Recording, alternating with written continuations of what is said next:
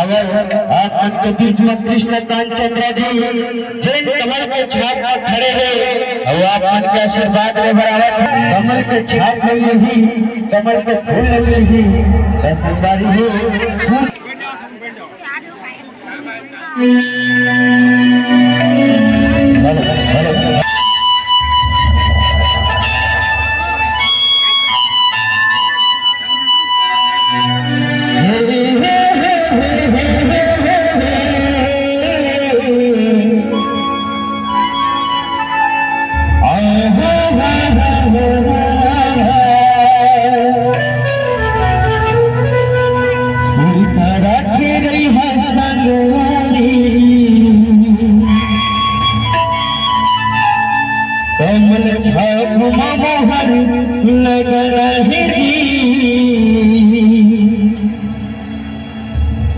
कृष्णकांत भैया जीता नहीं बन ही सुख दुख संगवरी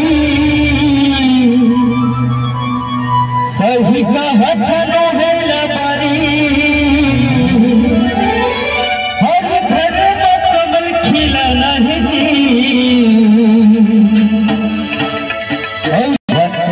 One, two, three, four.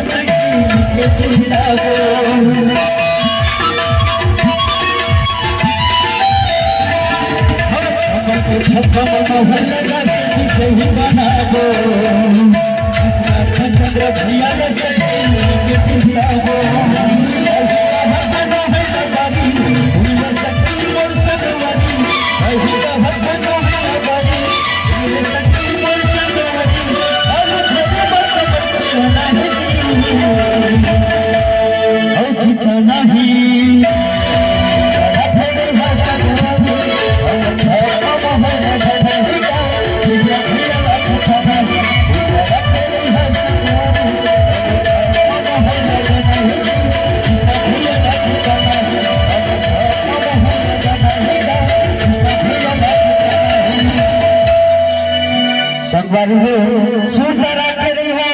छन भुना है आने वाला 17 नवंबर के कमल छाप का मोहर लगा है, कमल फूल में मोहर लगा है, छन भुना है कमल छाप का मोहर लगा है,